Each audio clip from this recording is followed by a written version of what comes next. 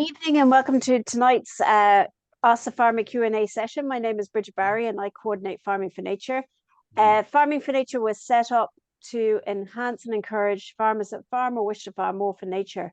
And one of the ways we do this is we find exemplary farmers each year who are working alongside nature all the time, and we share their stories. And these are our Farming for Nature ambassadors.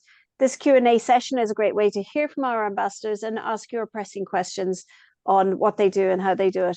So tonight's session, we are speaking with two of our more recent ambassadors, Tom and Michael Keane. Tom and Michael Keane are based down in County Limerick. Michael is a dairy farmer and Tom is a suckler farmer with beef and sheep. Tom and Michael, thank you so much for joining us this evening and welcome. So I'll kickstart the session and I'll ask you a few questions over the next hour. And then if anyone has any questions for Tom or Michael, if you put them into your chat box, we'll facilitate them as we go along. So Michael, we might just start with you. You might just tell us how can you describe your own journey onto this farm?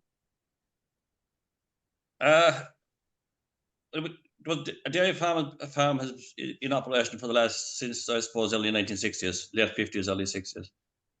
But the organics kicked in about 25 years ago. And I was thinking about it for a good many years. Prior to that, I switched away from the more conventional Frisian cow at the time. I switched more for the dual purpose animal. Initially, it was the Dutch breed MRI that came into the country, I suppose, around 35 years ago. But I subsequently got more interested in the Shorthorn, the most traditional breeds. And I managed to buy an old herd of Shorthorns down in down by Mogili. It was a herd that was for sale. The previous owners had deceased. The family wasn't interested, so that was the start of that.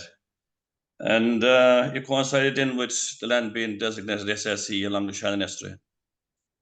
So a lot of things happened around the same time. And rare breeds kind of came in accidentally. The person who notified me about the Shorthorns had been campaigning for rare breeds most of her life, I'd say, Gillian Smith down there in Cork again. So we bought a few Irish males and Droimeanns initially, just out of curiosity more than anything else. And I subsequently got involved with the Kerry Cattle Society. But the work in my head would be predominantly Shorthorn for the volume of milk and all the rest of it. But so that's been the case, I suppose, since that time. Roughly half the farm would be designated SLC. So traditional pasture, you're on budding landscape as well, predominantly budding species, what you get in clear. And also the various marsh plants. So the more traditional breeds, it suits them. For out grazing and all that, they're definitely hardier and longevity, better feet and all the rest of it, fertility and all those benefits. And that's basically, I suppose, to sum it up, that's largely what I'm doing. Brilliant. For the last 25 years. So you're a dairy farmer, and then Tom, you're beef and sheep. You might just describe for me. So how much stock do you have, Tom, and what species, what breeds do you have? Well, I'm all Droimeann. I only have Droimeann and nothing else. With the sheep, then I've been Galway. The first sheep I got were pedigree Galway, and I've stuck with them. I have picked up a few other organic ones that came on the market locally or whatever. But I tend to breed pure Galway. But a thing that has happened in recent years, and some of it is kind of connected to the National Parks and Wildlife Service farm plan, where people who may not be traditional farmers, they need livestock grazing the land, to have the sward. Every grassland is going to be scored for. There's species that you want and species that you don't want, and it's grassland management. So livestock, and even though I'm interested in rare breeds, obviously, in many ways the rare breeds, or any of the traditional breeds, the older breeds that would be indigenous to the UK as well as Ireland, for ecologists or people interested in ecology, they're more interesting for what they can do than for what they are themselves. Obviously, I want to breed pure and I'm into them, but I think they can perform better than, say, finely developed breeds that are very, from a beef point of view, very big, bulky, or from a dairy point of view, probably needing an awful lot of antibiotics for mastitis. So what has happened in recent years is I've been providing cattle to graze other people's lands who are in farm plans, and the cattle are essentially on loan, although they will, everything is done above board. They'll leave my herd, they'll go into the other person's herd, but rather than them buying and selling them back, I'll pay them for pasturing. So is in one arrangement, it's completely cashless. I get free grazing, but I have now come by a herd of Shropshire sheep, and I've no huge love for Shropshires because Galways are so gentle, so placid, so mellow and easy to deal with. Shropshires aren't. I won't go any further than that, but they are the orchard sheep.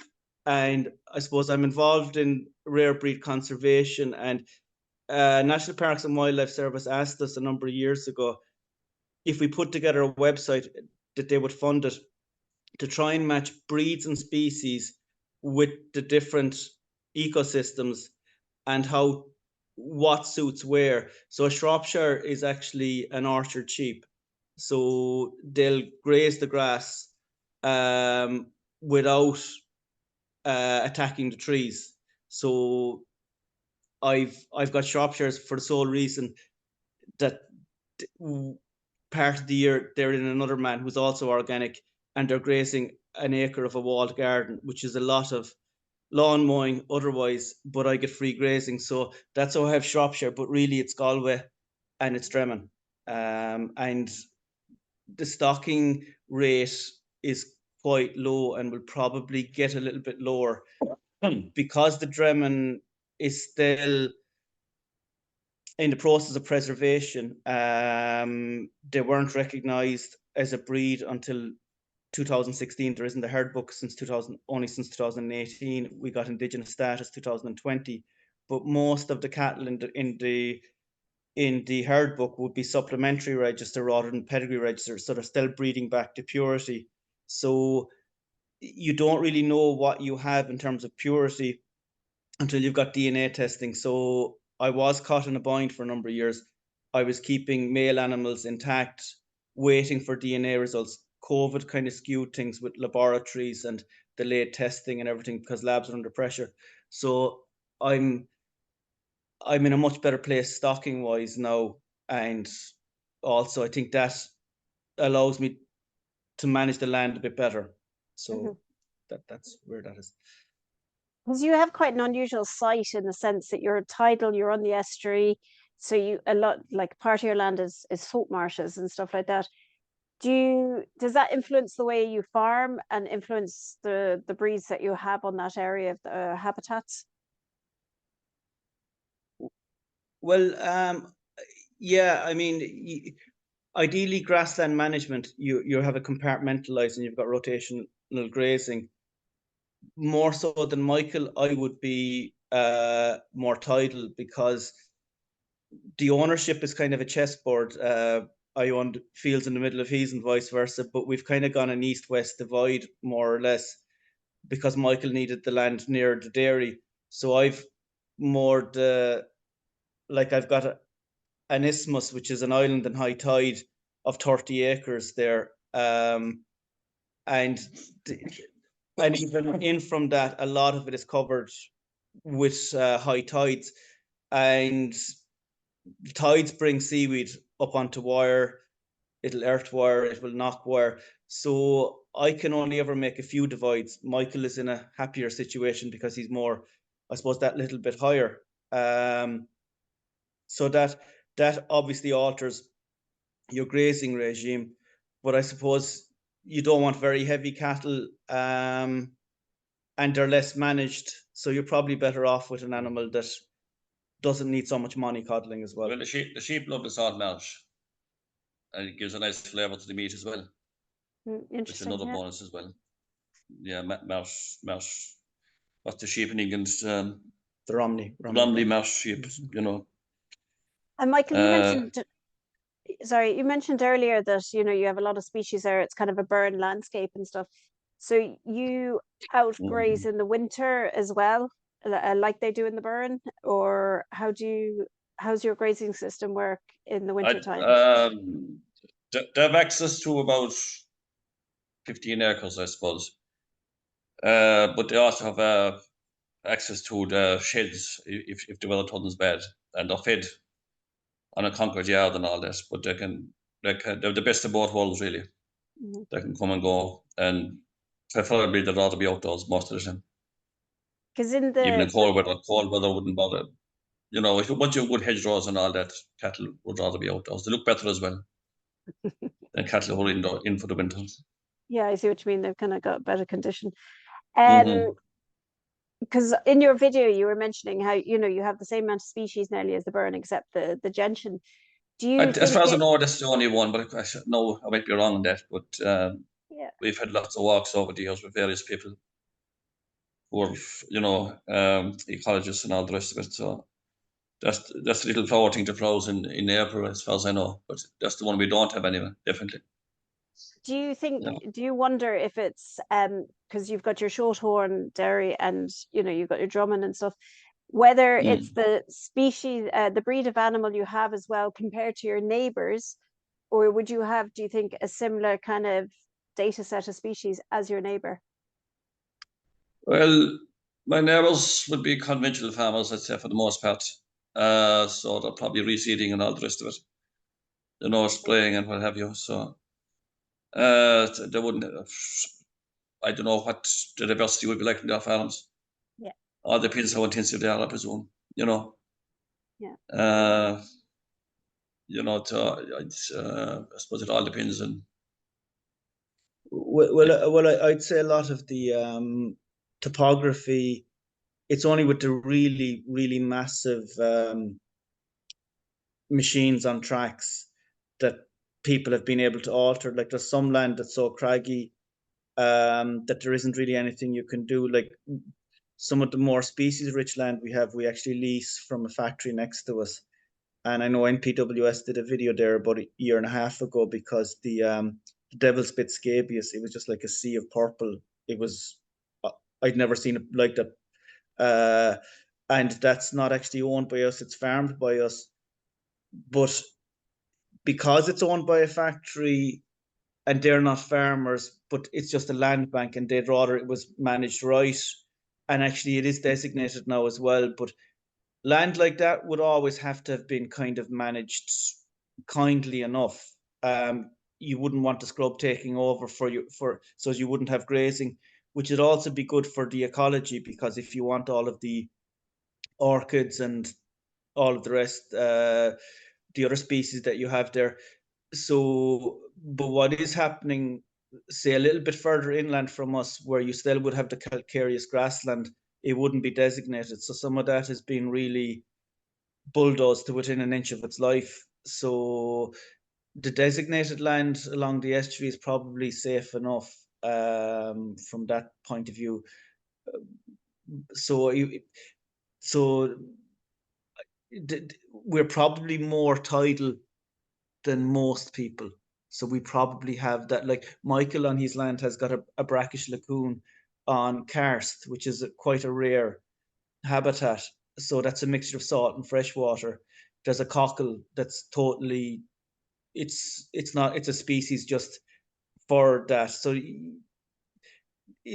but that would probably be like that no matter who was farming, because it's a lagoon, you wouldn't do anything with it.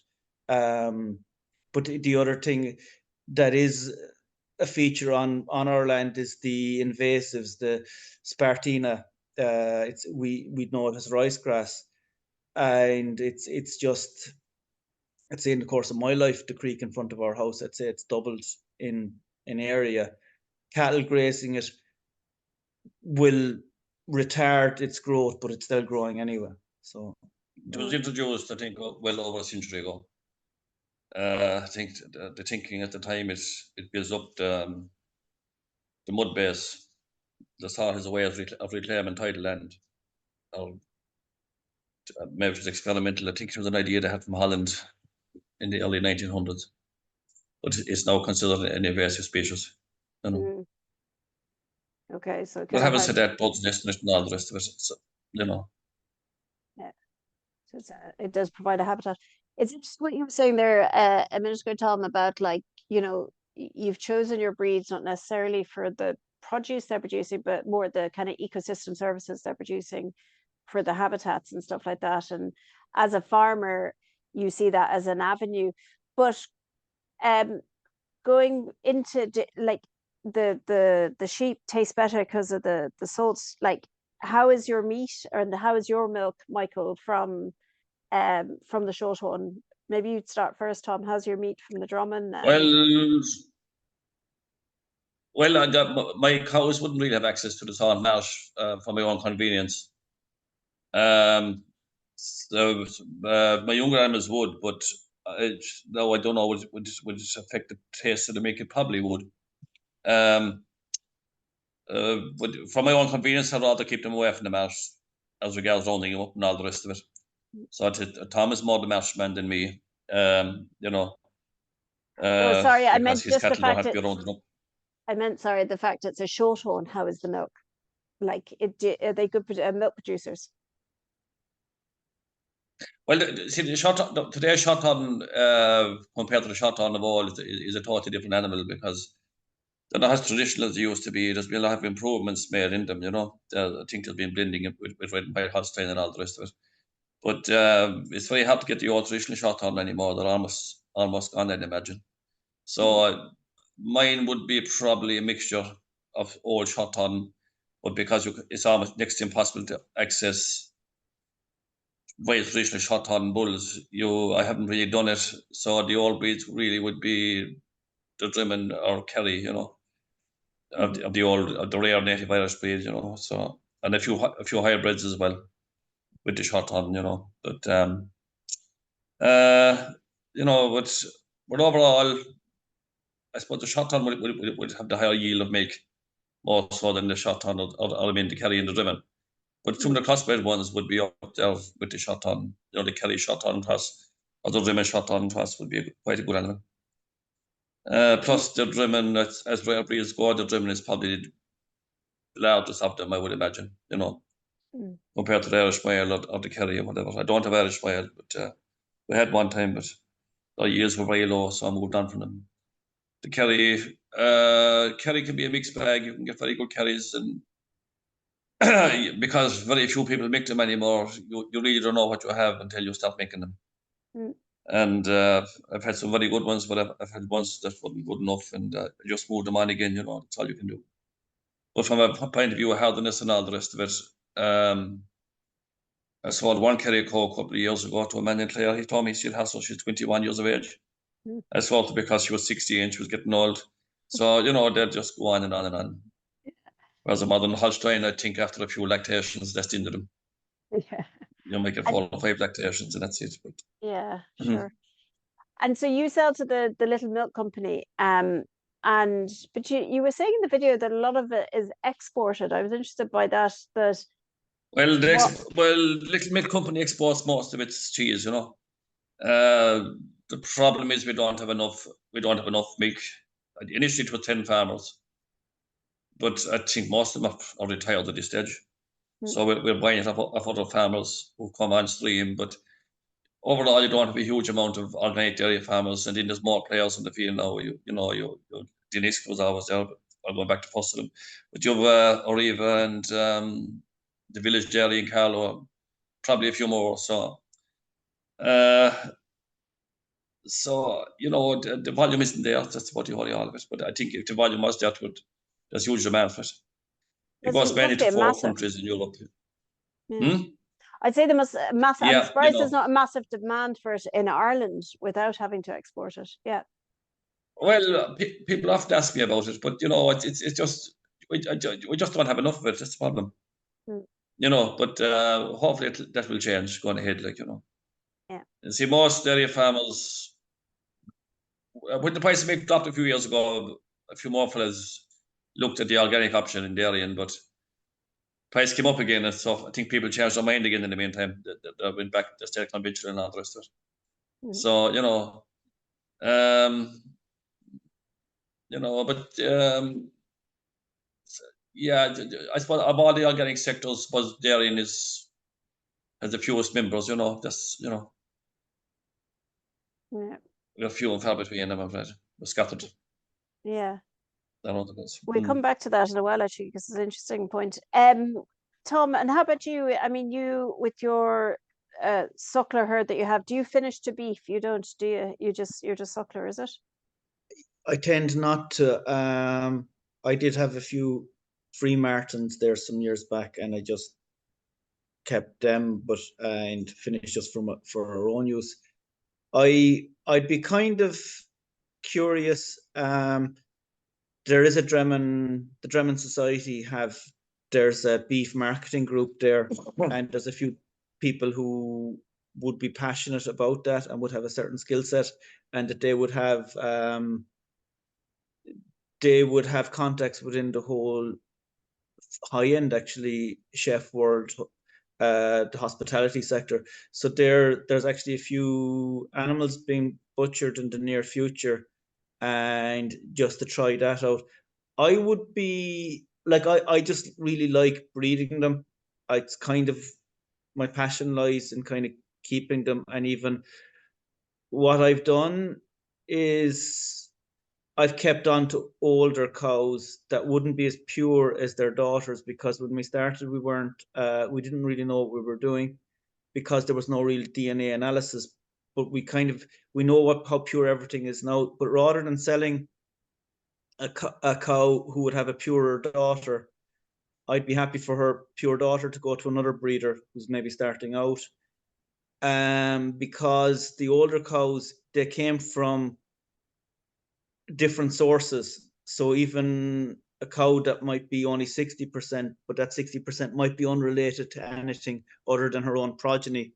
So even some of them 15, 16 years of age, and they're still giving me calves, so I'm inclined to keep them. The trajectory is that they're getting purer, but I'm looking at it more, if it's a mad race for purity and you cull off these animals while they're still capable of producing calves, you're funneling yourself into a genetic dead end. So I'm very keen on keeping the bloodlines I have, so that doesn't leave a huge amount of room for finishing animals.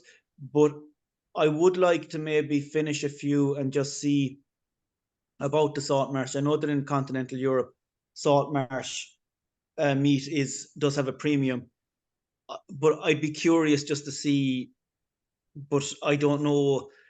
I would only ever be a sideline. I mean, I've always slaughtered the male Galway lamb, and whatever other male lambs I've had, but people like the meat. Now I don't know how much of it is that it's the salt marsh, or if it's a placebo effect because they know me, and so I don't know how much of that. But our local butcher has gone out of business, so the nearest butcher now is in Ballylanders, so you're on the borders of Cork and Tipperary nearly, and that's very disheartening. No, I'm still happy to go, but it's a small part of what I do. But the sheep are good for drag work; they're good to keep the place tidy.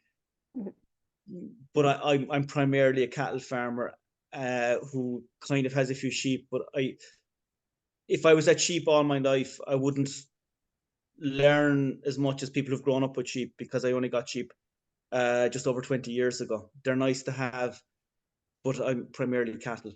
So that's it. Well, another thing is that limestone land is traditionally good for oak and cattle, as in the Bun and Clare and around here, all this area here. winterage was the big thing in the old days.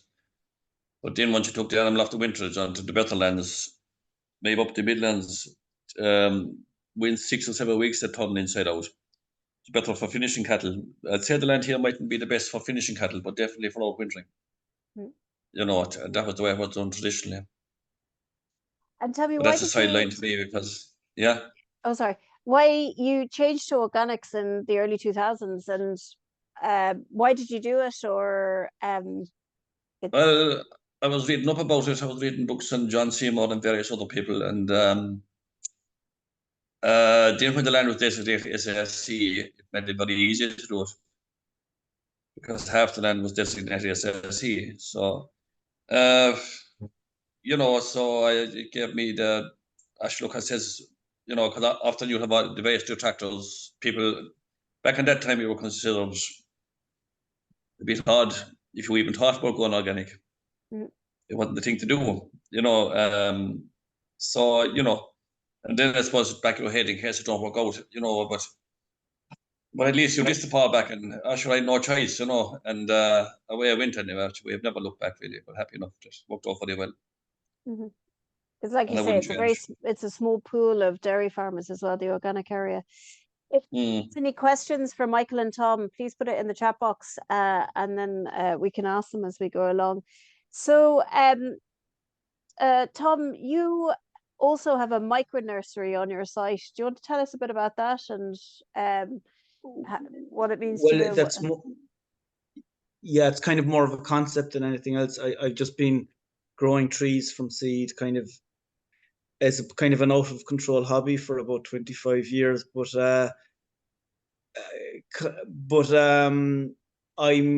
I kind of semi-registered as a nursery, but there's a lot going on here. So I am registered as a nursery. Well, I probably have to renew it, but I haven't really taken it on board. So anybody can register as a nursery, but then when you're harvesting seed from the wild, you should register each stand that you're harvesting from every year to do that. So I haven't got around to that. So I'm not licensed to sell trees, but I largely plant them myself or even just give them away. But I intend to go down that route in a more formal, official way and do it properly. I'm very interested in the whole area of biodiversity. I suppose the rare breeds makes you think about farmyard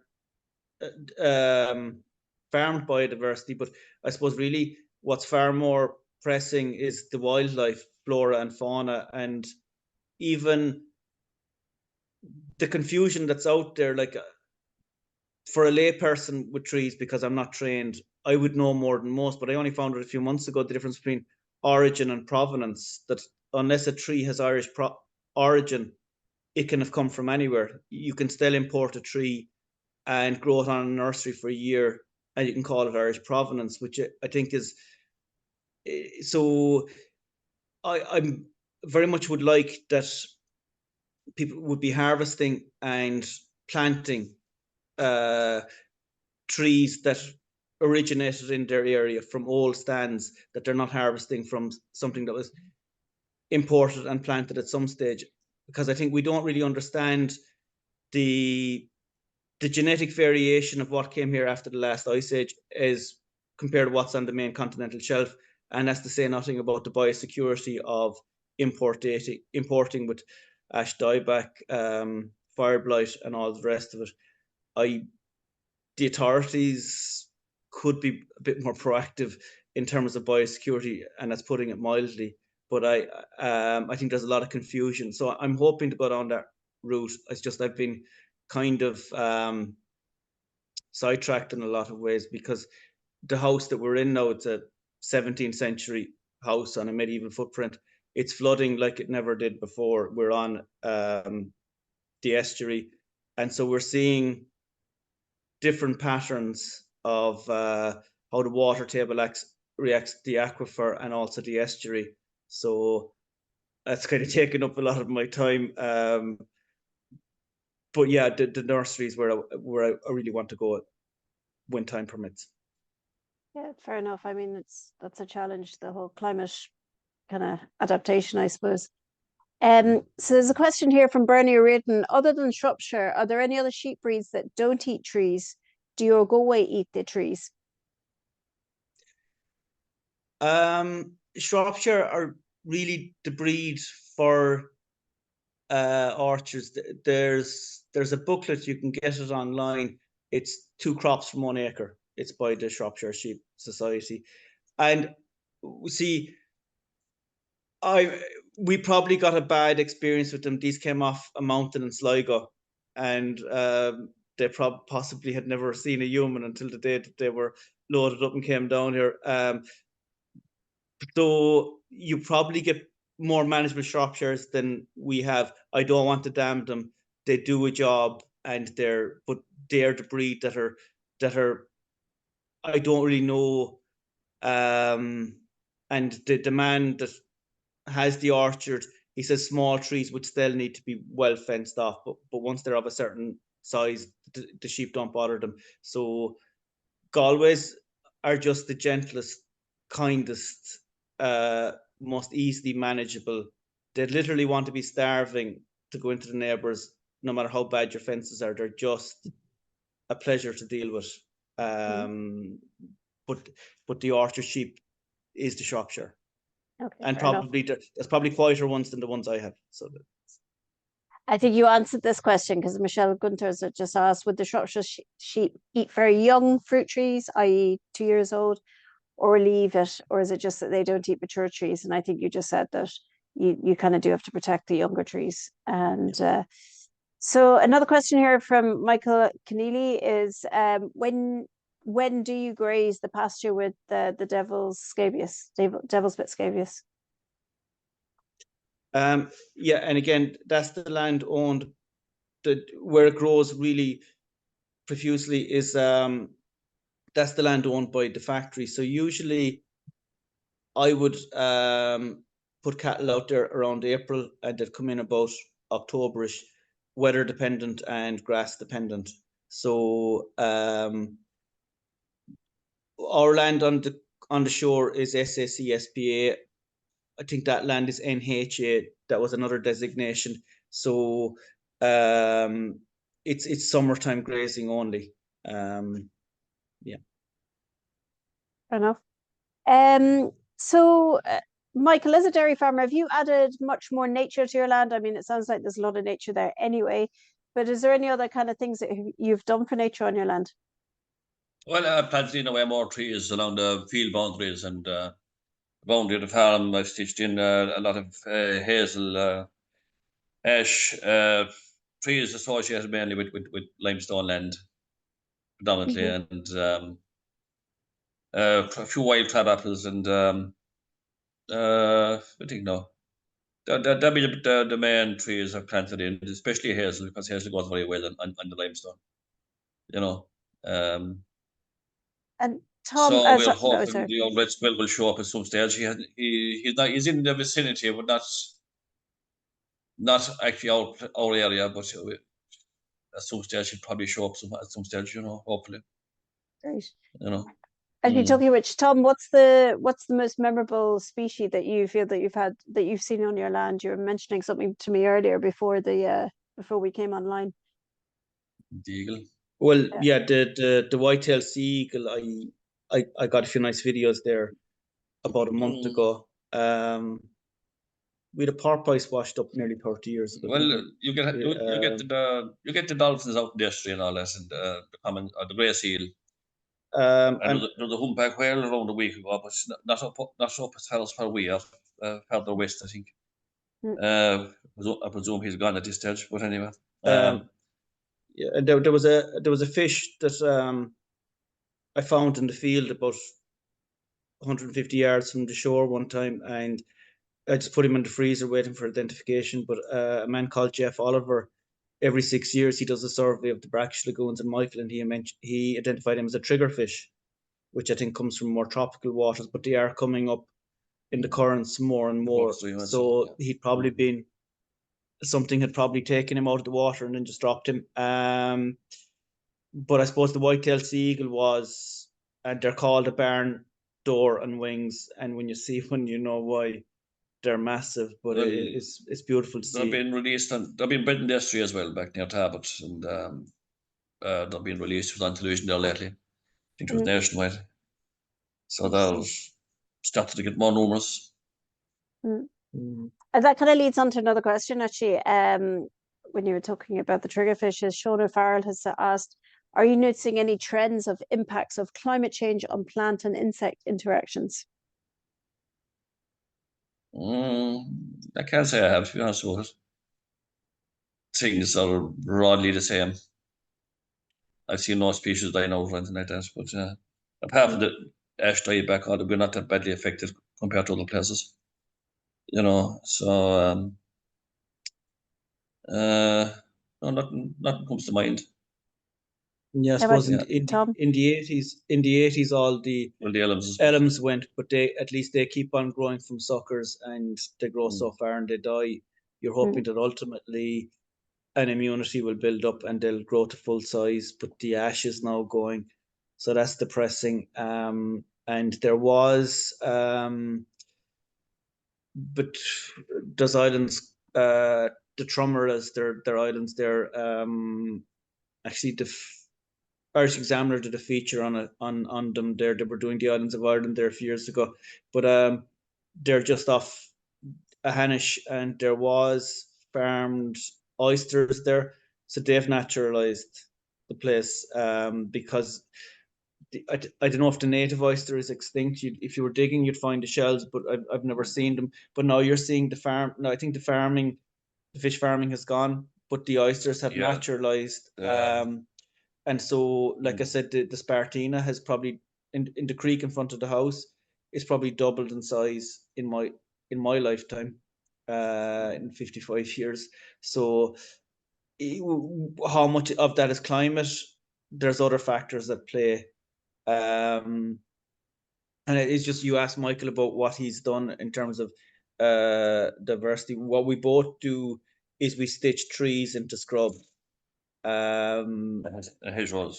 And scrub has always got a bad rap as being neither fish nor fowl, but scrub is actually has a benefit. It's kind of an intermediate. It's grassland developing into woodland, and too much scrub obviously isn't ideal. If you want, like the land we're leasing, if that wasn't managed, it would just turn into scrub, and you wouldn't have all of the orchids you have.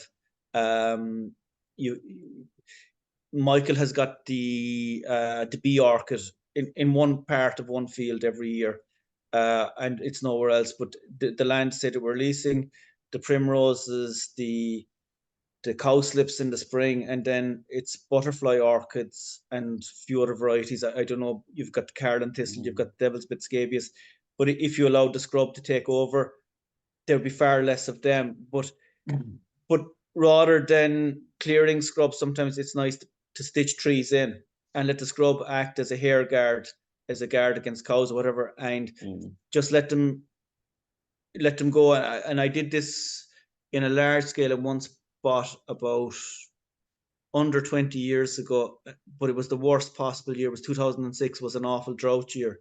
I planted them that spring. So, but I think actually they were kind of covered by the forest canopy, which probably protected them from the worst of the drought. And it took a long time to breach the canopy, but when they did, they took off, because I think it was all their energy went into their roots to survive. So once they breached that canopy level, they really shot up, because I think they probably had a stronger root structure. It was just interesting. It's not something that's done much. But the other thing that Michael has in his land is, and I have as well, is we've planted trees just for pollarding, and pollarding isn't done much. Coppicing would people would know more about coppicing, but if you've got grazing herbivores, pollarding is better. So what that means, you're cutting the tree above the reach of a herbivore, which would be a cow. So the new growth from where you cut the tree, the new growth starts there. Whereas if you're coppicing, you're cutting low, and the new growth is eaten, and the stump dies, unless you're fencing off. But it's just a way of taking a continual harvest of wood. You're rotating it just for firewood or whatever you want, for even the NPWS farm plan we're in, which is actually a brilliant scheme. It's absolutely way better than anything the Department of Agriculture have, but we had to do otter holes for it. So we used our own timber that we pollarded ourselves to make the otter holes, which was nice. Just that it came from the farm, it was used on the farm. And with the NPWS farm plan, anybody can apply for it. I don't know that the administrative capacity to manage all the applicants is maybe there, but if you get into it at all, it's absolutely brilliant. And NPWS are a joy to work with, and it's site specific, and there is a dedicated planner to your farm, and it's about what you have on your farm or what you could have on your farm. Like the lesser horseshoe bat was recorded very near to our farm after our plan was drafted, and then it went for a rewrite because Limerick is an interesting county in terms of the lesser horseshoe bat is I think it's the most threatened of the native species. So in the south of the country, there's a viable population, and in the west, and Limerick is kind of an intermediate bridging county. And the one big population that was recorded always was Curra Chase House, which is the National Park. So Aubrey de Vere, people might have had his poems beaten into them in for the leaving cert back in the day, but that was his home. But the houses are ruined, but there's a big population there. But now there's finding clusters of them in Limerick, and they want to create corridors. So we now both have a bat house, which isn't the sauna. It's a house for bats. It's nothing that exciting in our land. And they're actually in a skeeton as well. A friend of ours has them in a skeeton. So there's a hope to make a natural corridor. And I suppose on a more holistic level, they want the population in the west and the population in the south to join up, not to have two genetically not meeting clusters. So it's nice to be a part of that, and it's nice, and it's very rewarding financially, but it's also very rewarding just to see these things, and it's joyous in many ways just to be part of that. And tell me that if you do a farm plan, you guys obviously have a lot of biodiversity anyway. What if I just have a greenfield site? Can anyone apply for them? Or do you have to be kind of quite far down the journey, do you know, for the NPWS farm plans? You have to be, anybody can apply, but you don't have to be designated, because the man whose orchard I manage in return for grazing, he isn't designated, but there is a population of lesser horseshoe bats. So I would imagine, so NPWS could probably give the better answer, but I'd say your land may not be designated, but if there's something special there, or you're on the fringes of something special, that maybe you could maybe broaden the geographical scope of something like, say, the lesser horseshoe bat. I would imagine they're all assessed in their merits, but I know that NPWS might be under pressure administratively to cope with all the plans. But like, if you compare it with the department, they come up with an agri-environmental scheme. It's one size fits all, and no two farms are the same. Like, no two, well, a lot of farms are becoming the same because they're all managed the same way, and it's all a monocultural single species sward. But in the natural scheme of things, no two farms are that much the same. So NPWS is absolutely brilliant, and if that could be more the norm rather than a scheme that most applicants are probably disappointed, which is sad. But the other thing, like, what I learned from that scheme is, like, there's a man in Mill Street who's not from a farming background, but it's the family farm. He grew up in London, and he needs cattle to graze it for his plan. So he can, by me loaning him cattle and paying him for the grazing, he can access his NPWS plan, have it grazed to the right level.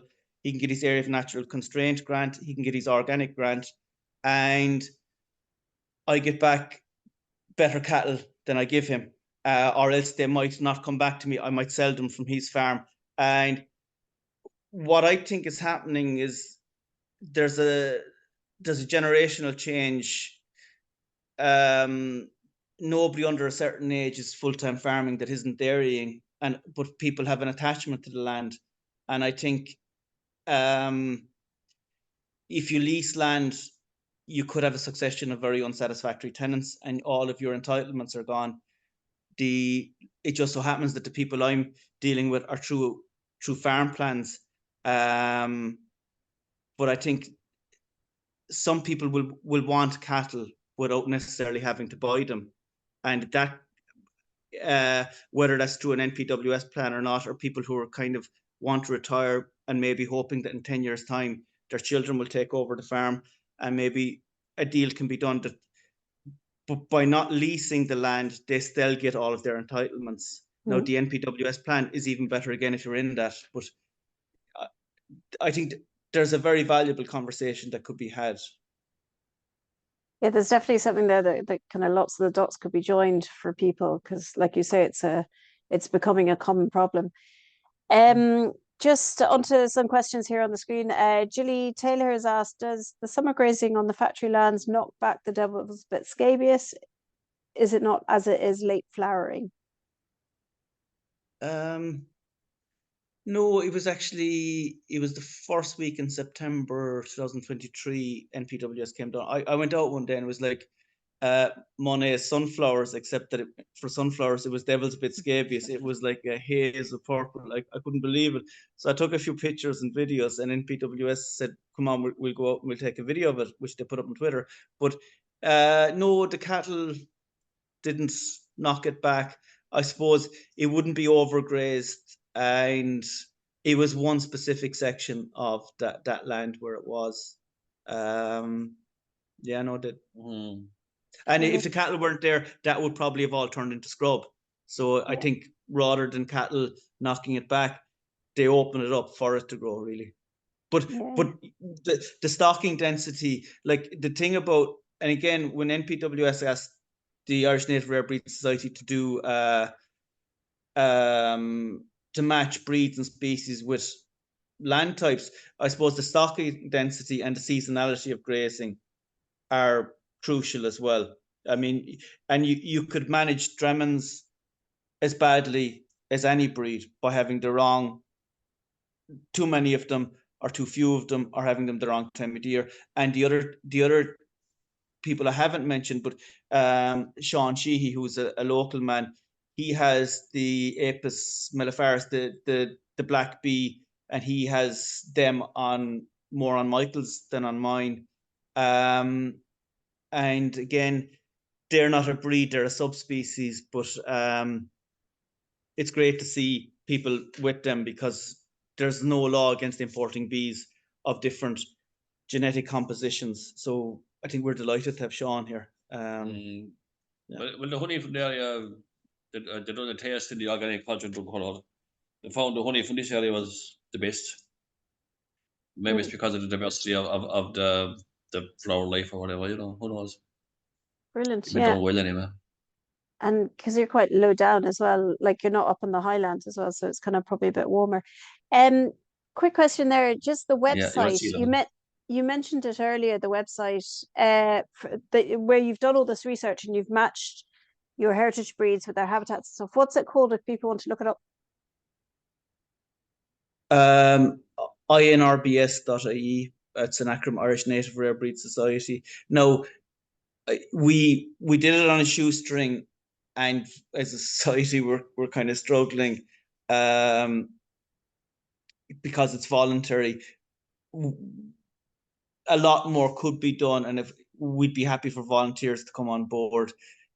We in all of our enthusiasm, we released newsletter number 1 in 2020. Newsletter number 2 hasn't come out yet, so don't hold your breath. But like, it could be a lot more interesting, and there could be a lot more going on. But anybody involved is just played out. But it's the start that hopefully something can be built on. Yeah, and it gives people kind of a kickstart into the area, and they can go somewhere else for further reading. But no, it's good to let people know about it. Sean Mannion has said, well done, Tom and Michael. I've been fortunate to witness your species-rich grassland habitats while in full bloom. Is there any activity in your bat roost yet? Am I what? The bat Yeah, roost. bash roost. I not so far as far as I know. I haven't looked into it now in a while. I must check. I must check it out again. I didn't expect him to make it off straight away, but I don't know. I don't know how often you should look at them, but I don't want to disturb them either, if at all possible. But I've noticed nothing so far anyway. Actually, Sean was our original planner before he moved back to Galway, and he was a pleasure to work with. And as is Kevin O'Sullivan, who's taken over, and the local man, Kevin Fitzgerald. And I shout out to them. They've all been very kind, very helpful, in a lot of ways. I know, actually, I must get on to NPWS, because I think by rights, once you make one of those bat houses, you're actually creating a habitat. And I think really you should be giving the key to the building to somebody who's surveying the bats, because I think you can't just open the door up wide and stick your head in and kind of change temperatures and whatever. So I think there is there's a woman that was down here a few years ago, Tanya Slattery, so she's the Limerick Bat Group. So I wanted to get a bit of advice. So who should be monitoring that? Because we can maintain it, we can build it, we can maintain it, but I think, and it would be nice to have somebody who's involved in that whole area, keeping tabs on it, and they can keep better records than we could anyway. Yeah, good idea. And maybe there's someone from Bat Conservation Ireland on this or something that can help us.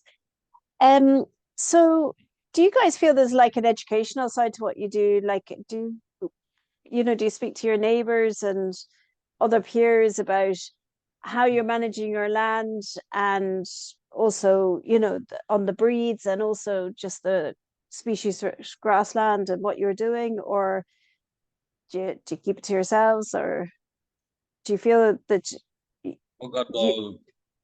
Anybody who's open, we'll share it with them. We were over the years, we were involved with different groups. We were doing classes on native woodlands with Ted Cook. Then you had Pete Bowman, he was an expert on the burden and all that. We had great walks with him, bog walks, burden walks, woodland walks and all that. So, so all that group is well, we all know each other for the last 20 years or more. And more and more people come on stream over the years, but no, it's not so much locally, but over a wide area. Locally, there'd be a few, not many, but Actually, on that, we've been approached by Grassland Trails of Ireland. So I think we're in a draft extension to it. So I'm not sure. I'm not sure how that will play out. I'm assuming the insurance is covered if there's people walking through, but I think it probably would have to be a certain amount by prior arrangement, because if it's a national park or whatever, they can spend a huge amount in fencing and having people away from livestock and whatever. So, but all things being equal, we're happy for people to come on site and walk around. And the land that we lease, there's a bird hide, there are trails through it, and maybe it could extend from that. But that we're not sure how that would go. But again, yeah, I'm just happy. Look, I mean, I've made great contacts, great friends through the rare breeds, and also through even learning about trees and whatever. And like Michael said, there's great community groups. There's an arboretum up in Broadford, far west of Limerick. The Teddy Cook has an open day every National Tree Week. So we kind of would be on the periphery of a lot of things. I was hoping to be involved with Celt, but through other commitments, I fell back. So Centre for the Environmental Living and Training. So their trees are their thing. And then the Woodland League were tied in with them as well. Birdwatch Ireland as well, because you have all the migratory species on the estuary there. They come in the winter time from ducks to waders, what have you, so. So there's a few bird watch with one on the land release and a more adjacent to it again. So that attracts the share of people as well. So where would you start advising another farmer if they want to review how they can improve their land for nature if they're on a kind of a tidal zone or an estuarial area? I suppose go organic anyway, number one. and stick with the traditional grasslands and all the rest of it. Don't do too much improvements in one sense, and I suppose draw what benefits you can then from the, from the various bodies who are supplemented you or whatever, Mm-hmm. Yeah, waste plans. and on that, like, I mean, what, like, a lot of people, like, I'd be telling them about my entire experience of all the different things here, and a lot of people are very interested in the NPWS farm plan, and I'd be saying, look, if your land isn't designated or whatever it is, try and get as many ecological surveys you have of your land or in your area. No, there's been a lot of surveys of our land, and I've access to them, or even stuff in the area in adjoining land. So even if you weren't going for that, it's probably no harm to know what is in your area and what is, if not in your land, could be in your land if it was managed. Because a lot of people now, like I said, are inheriting land, and a lot of them, they're not really farmers, but they might have grown up at a time where there was less chemically intensive, and they'd rather keep the land, and they're more looking at it from an environmental. Obviously, they're not multimillionaires. It has to generate some income, but they're more interested in kind of managing it in a better way. And actually, the rare breeds are better on that insofar as there's less intense management with them. And with that, they're less dependent on, say, veterinary intervention. So their fecal matter would be better for insect life if you're not giving them boluses and all sorts of treatments and whatever.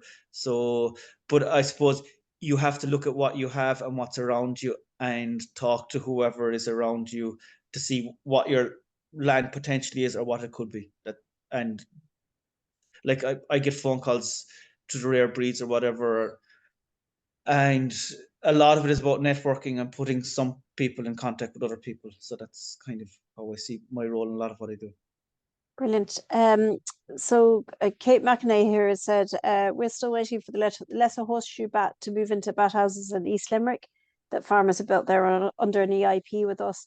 We're monitoring these, so happy to look at your bat house this summer. So Kate, you can get in contact with me and I can put you in contact with the Keanes. No, you can tell Kate I'm waiting for her to take the stoat out of my freezer. Okay, you're okay. You're collecting stuff I for her found already. a recently deceased stoat on the land there a couple of years ago. He's still in the Ziploc bag, in between all the fish fingers and everything else in the freezer. But no, the Vincent Wildlife Trust are involved in there's a study on the Irish stoat. I think the Isle of Man and Ireland, the stoat is distinctive, but I just got this fully intact specimen, so he's there anyway. So yeah, whenever. She said, I knew that would come up. I'm on my way soon. Mm. Lara McMara has just said, we've been accepted onto an NPWS farm plan. We're a market garden and orchard. Would love to touch base with you, how the plan works. What's the best way to contact? I suppose you'll be doing a farm walk for Farming for Nature anyway, at some stage, probably in the spring and summer. And are you on? Anybody can ring me at any time, or like you can give out my number or my email at any time, because I get I get people ringing me at all times to the rare breeds or whatever. Okay. Anyway. Well, so Laura, you can contact me and I'll pass it on to Tom. Listen, Tom, Michael, we've come to 9 o'clock, so thank you so much for sharing your knowledge and your farm, and it just sounds fascinating. I look forward to coming on the farm walk in the summer at some stage. That was really really interesting, and I feel there's lots more to tap into there. So like I said, Michael and Tom will probably be doing a farm walk for us this summer. So do keep an eye, join our newsletter, and keep an eye. If anyone missed part of this, or you think you know anyone that would like to see this session, it will be up on our YouTube channel within the next 24 hours. Our next Q&A will be the second Tuesday of next month, which is the 11th of February. And we have Sean and Rob from Knocknaray Farm in County Sligo talking about shortening the supply chain. So do join us for that. You can register through our website in the next few weeks. Michael, Tom, thank you so much. Thank you for your time. And I enjoyed seeing, I think it's Mona in the background knitting away. a hat for herself. See that? Yeah. She keeps trying on our hat. So thanks for that. Listen, thanks guys, and we'll see you again soon. Take care.